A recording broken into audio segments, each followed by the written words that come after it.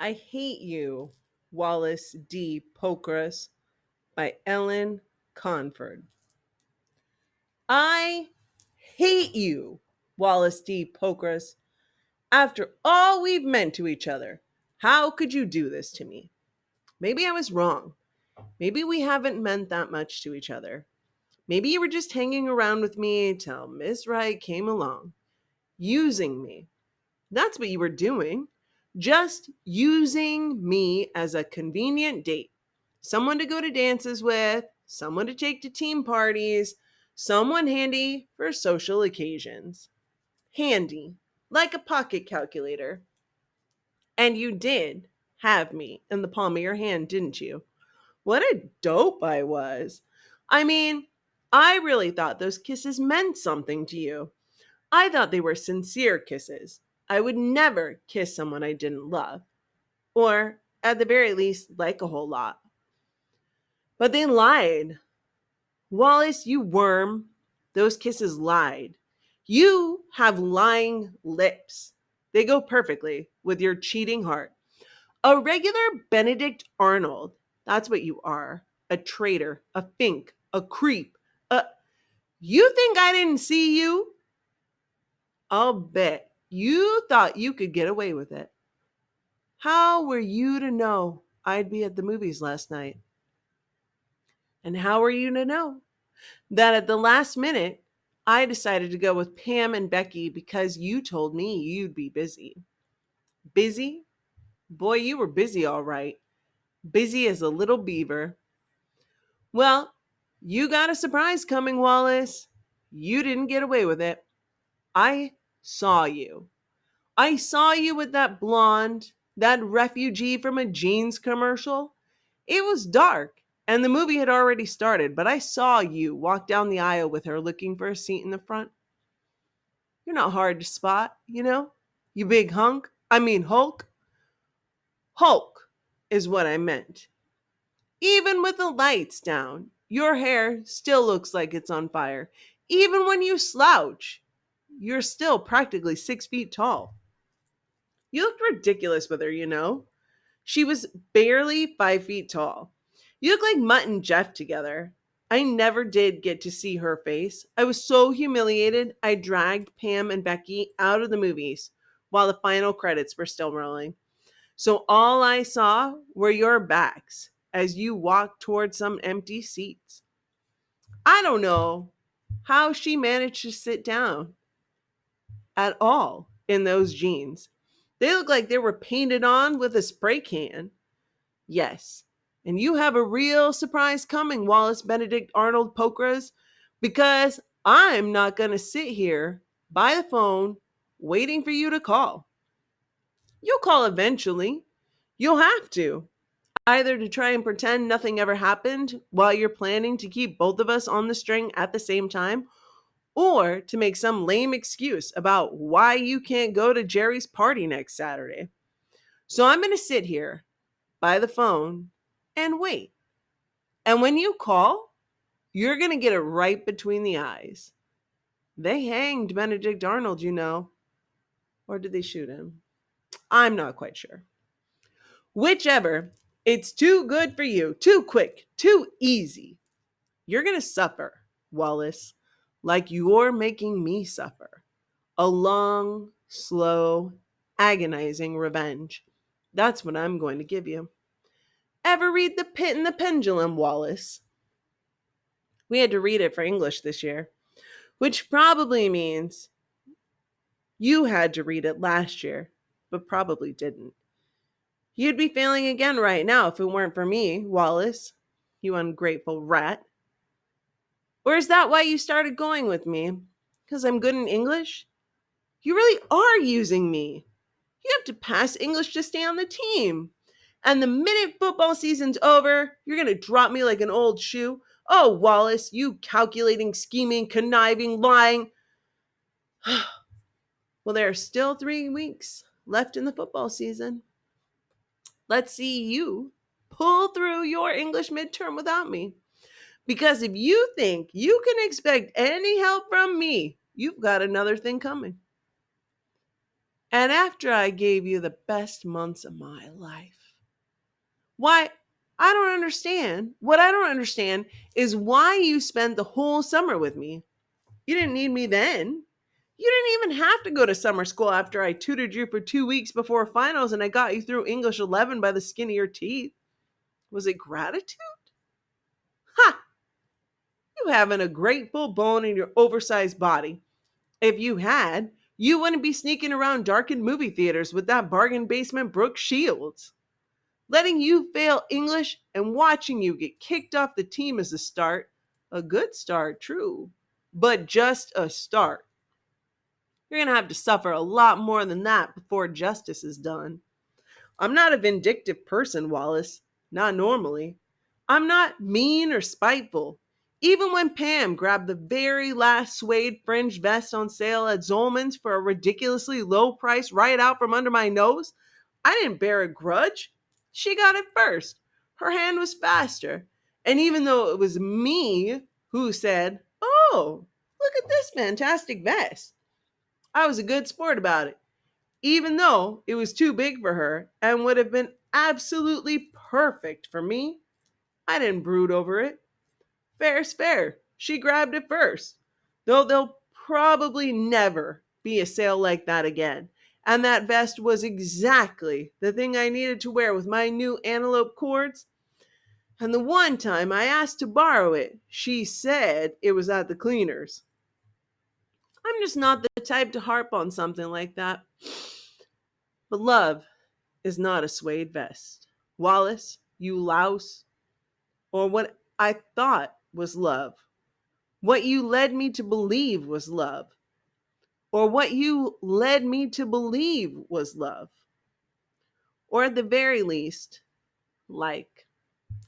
With demonstrations of affection, holding my hand at the shopping mall, dunking me in the pool, hugging me when I beat you 3 times in a row at Pac Man, kissing me under the porch light, not caring that Jerry and Becky were sitting in the car ogling us, being betrayed by someone with whom you thought you had a deep and meaningful relationship brings out the dark, ugly side of a person's nature, Wallace.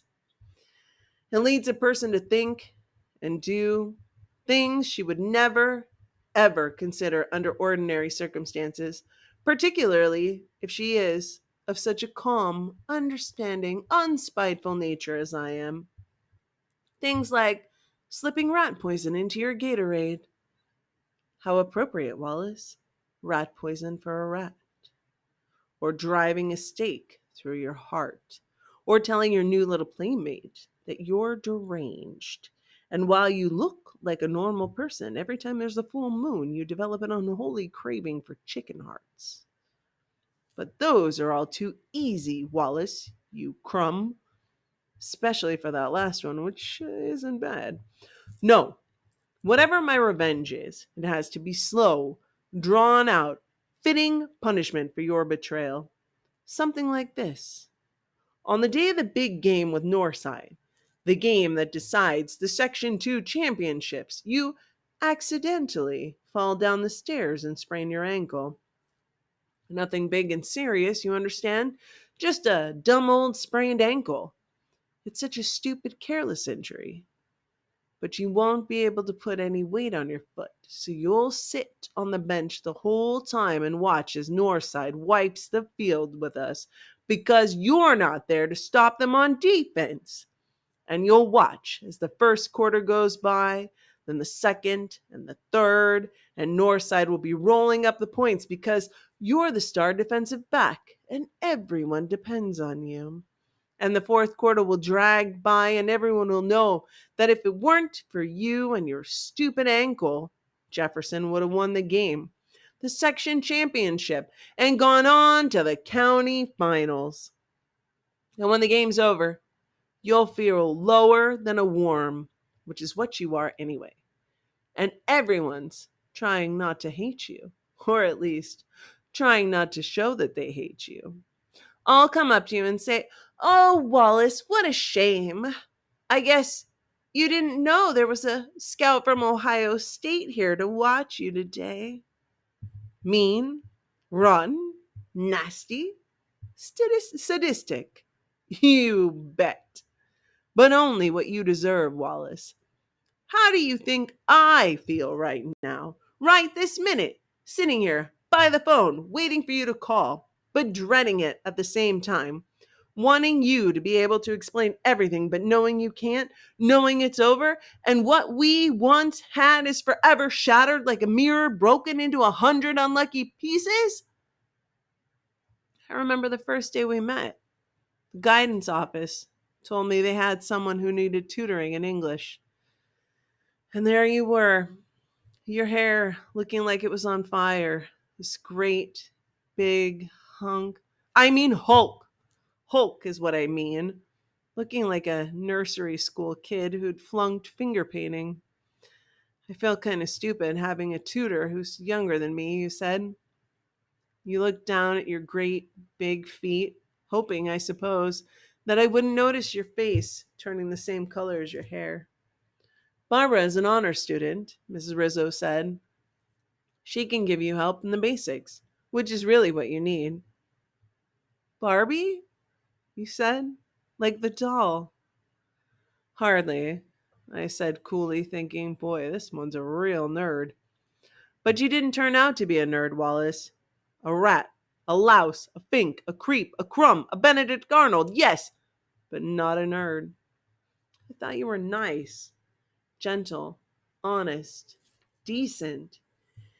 Even though at first I thought you were illiterate. You liked it when I read poetry to you. You said it was so romantic. That's a great gimmick, Wallace. Got all misty eyed when your tutor reads, How do I love thee?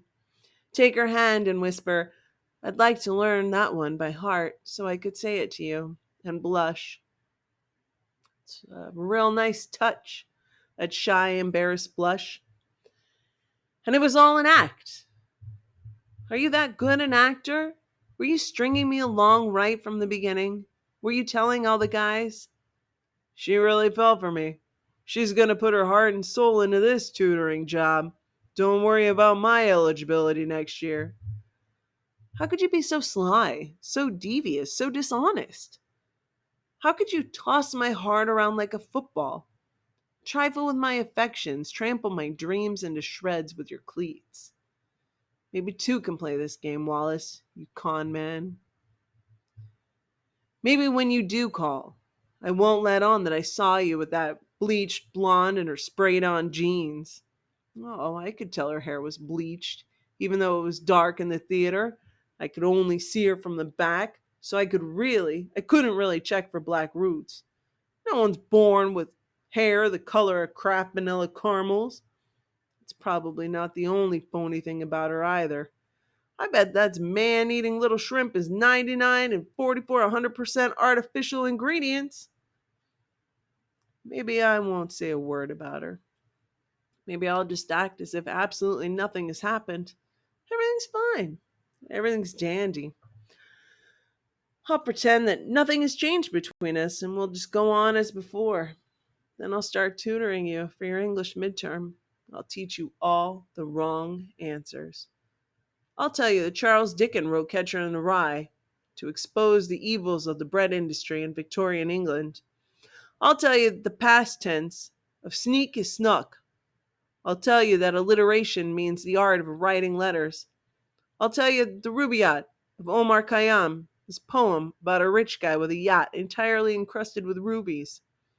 And then when you flunk your English midterm and get kicked off the team, you'll come to me and say, But I wrote the answers you gave me. You told me that poem was about a guy with a red boat. And I'll say, And you told me you loved me. Practically. Betrayal for betrayal, Wallace. Let the punishment fit the crime. By the way, in case anyone asks, that's from the song by Stephen Foster. How does it feel, Wallace, to be betrayed by someone you trusted? And then he'd realize that I'd known all along, that I'd been acting, just as he'd been acting, that I hadn't been fooled. Time to pay the piper, Wallace, as in The Pied Piper of Hamelin by Edna St. Vincent Millay. How does it feel? Sweet revenge, mean, rotten, nasty, sadistic, devious, but I'll never pull it off. I hate you, Wallace P. Pokras, and I'll never be able to hide it for 3 weeks while I pretend to still love you. I don't even know if I'll be able to speak to you and sound normal when the phone rings, let alone deceive you for 3 weeks the way you've deceived me all these months. It's just not like me, Wallace. Spitefulness, meanness of spirit, vindictive acts of violence simply aren't in my nature. That's why it's so hard for me to think up exactly the right, mean, rotten, nasty, sadistic thing to do to you. But give me time. I'll overcome my basic decency and think of something that'll make you sorry you were ever. The phone? My hand is shaking. Hello? My voice is shaking too. I hope he doesn't notice. If it's him, it's him. Your cousin Ginger from Baltimore? To the Empire State Building? That's where you were all day? Oh, Wallace. Crying? No, of course not. I think I'm getting a little cold, that's all. Tonight? You mean with Ginger and your aunt and uncle? Oh, yes. I mean, I'd love to. No, no. I'm sure my brother would just love to meet Ginger. She's 12? Yeah, perfect. Last night? You were? Isn't that the funniest coincidence? So was I. For goodness sake, you must have walked right by me and I never saw you.